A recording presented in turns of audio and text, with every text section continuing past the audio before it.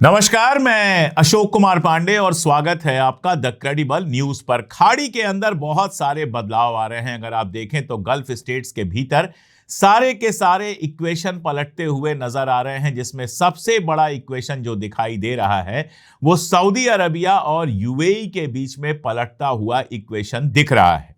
Saudi अरब ने अभी एक ऑर्डर जारी किया है, एक आदेश जारी किया है, और इस आदेश में यूएई जो पैसा भेजा जाता है या यूएई से जो पैसा आता है उस पर और ज्यादा निगरानी करने की बात की है। राइटर्स में यह खबर छपी है और राइटर्स बता रहा है कि सऊदी अरबिया ने यूएई के लिए जो यह नया रूल बनाया है वो रूल आमतौर पर उन मुल्कों के लिए बनाया जाता है जिसमें इल्लीगल, जो गैर कानूनी पैसा है उसका लेन देन होता है और जिसको ज्यादा रिस्की माना जाता है। जैसे मान लीजिए भारत है, तो भारत में अगर किसी मुल्क से अवैध पैसा आ रहा है, इल्लीगल पैसा आ रहा है, गैर कानूनी पैसा आ रहा है और जोखिम है कि कुछ गड़बड़ी हो रही है, तब उस मुल्क के लिए ऐसा रूल बनाया जाता है निगरानी वाला कि फला मुल्क से आने वाले पैसे पर या वहां जाने वाले पैसे पर पूरी निगरानी रखी जाए। सऊदी अरबिया ने यूएई के लिए ऐसा रूल बनाया है।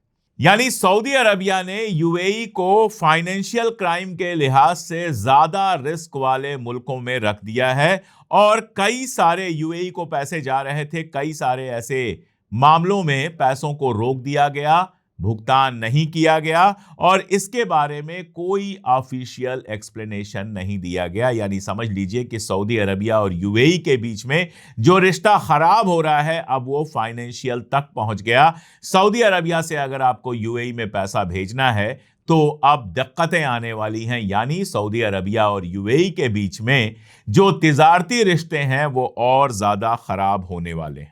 हालांकि वहां का सेंट्रल बैंक कह रहा है किसी खास मुल्क पर कोई खास पाबंदी नहीं लगाई गई है, लेकिन फिर भी यह अपने आप में एक बड़ी खबर है। बिना पाबंदी लगाए अगर यूएई जा रहे पैसों पर इस तरह की निगरानी हो रही है तो दोनों देशों के बीच में रिश्ता और खराब हुआ है। इसका कारण क्या है, इसको समझना बहुत जरूरी है। आपको पता है कि अभी 3 मुल्कों के बीच में एक समझौता हुआ है, पाकिस्तान, सऊदी अरबिया और टर्की या तुर्की है, जो भी आप कहना चाहें। इन तीनों मुल्कों के बीच में एक समझौता हुआ है।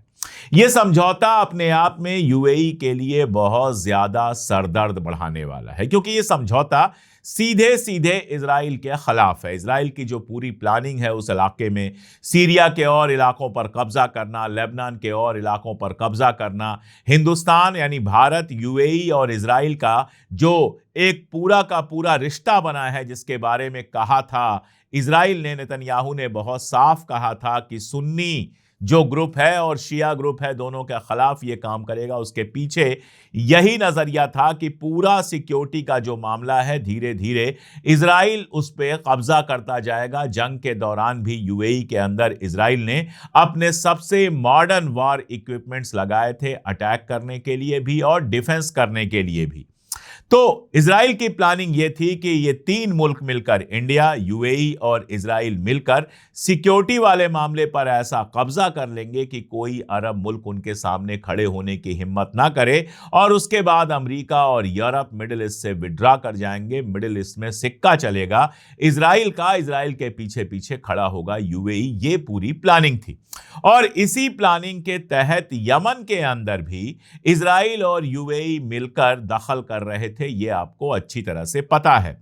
इजराइल और यूएई सपोर्टेड मिलिशिया यमन में इस प्लानिंग में थी कि सऊदी अरबिया सपोर्टेड जो गवर्नमेंट है उसको भी बेदखल किया जाए और उसके बाद हूथियों को भी खत्म किया जाए और पूरे यमन में एक ऐसी आर्मी और एक ऐसी गवर्नमेंट बने जो इजराइल की और यूएई की सपोर्टर हो। ये इजराइल और यूएई दोनों के लिए बहुत अच्छा है।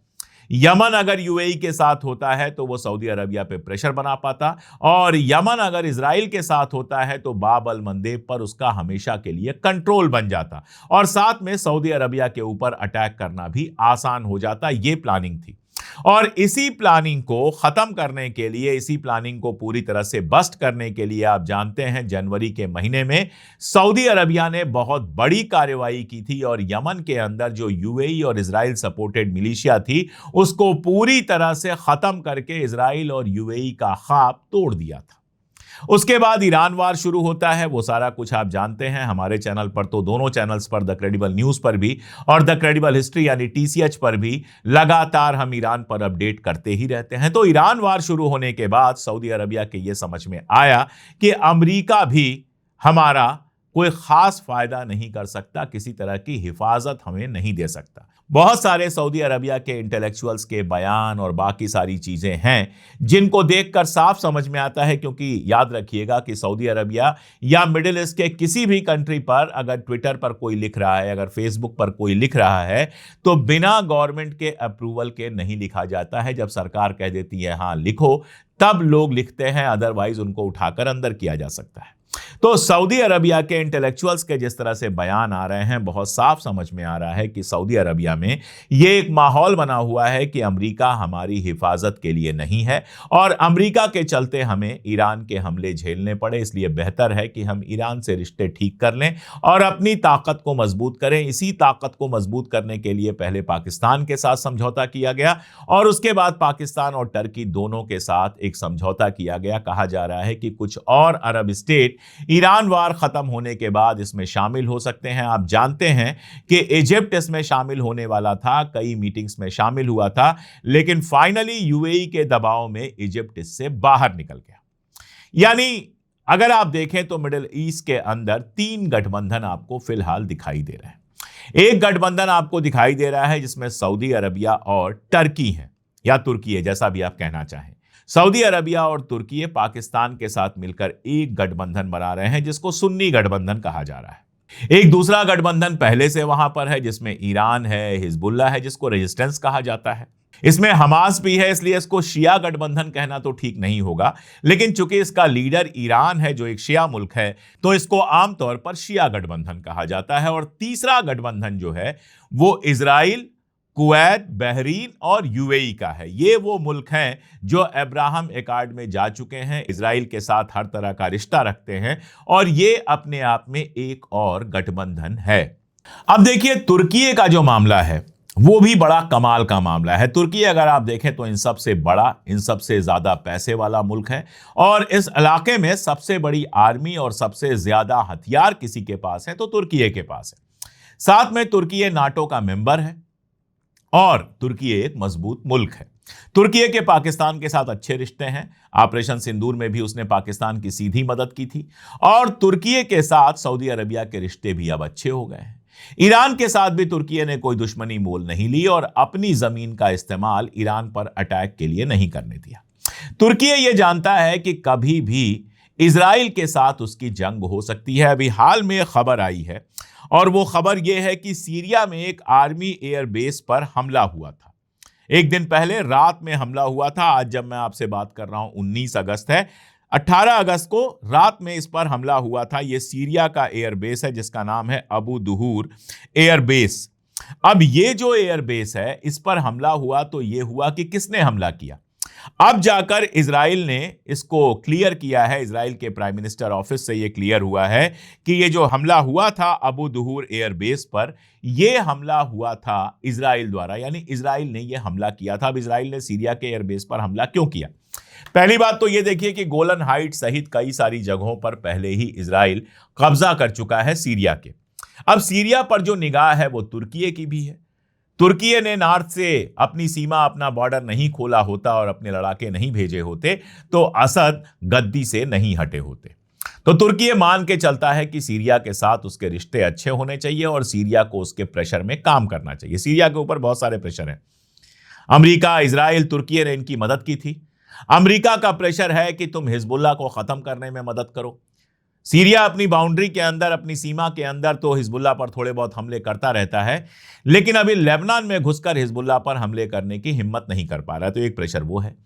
दूसरा प्रेशर इजराइल का है कि गोलानी हाइट और उसके आसपास के इलाके पूरी तरह से छोड़ दो और हमें ऑपरेट करने दो। और तीसरा प्रेशर तुर्की का है जिसके बारे में मैंने आपको बताया। अब कहा यह जा रहा है, इजराइल ये कह रहा है कि अबू दुहूर एयरबेस जो है वहां पर तुर्की की सेना को तैनात किया जाना था। यानी अबू दुहूर एयरबेस जो है वहां पर तुर्की आ सकता था तुर्की ना आ पाए इसलिए इजराइल ने हमला किया। हालांकि सीरिया का कहना है कि ऐसी कोई प्लानिंग नहीं थी, लेकिन क्या प्लानिंग थी हम नहीं जानते। तुर्की की गवर्नमेंट ने भी कहा है कि यह बेबुनियाद बात है, हमारा अबू दुहूर एयरबेस पर तैनाती का कोई प्लान नहीं था और यह हमला बिल्कुल बेकार है। अमेरिका ने भी इस हमले की निंदा की है और अमेरिका ने कहा है कि बेवजह तनाव बढ़ता है। लेकिन तनाव किसके बीच में बढ़ रहा है? तनाव बढ़ रहा है तुर्की और इजराइल के बीच में। इजराइल के कई मिनिस्टर कह चुके हैं कि ईरान के बाद अगला नंबर तुर्की का है। देखिए, 3 जंगें शुरू की इजराइल ने, गजा के साथ, लेबनान के साथ, ईरान के साथ। तीनों में से किसी पर भी फैसला कुन जीत उनको हासिल नहीं हुई है।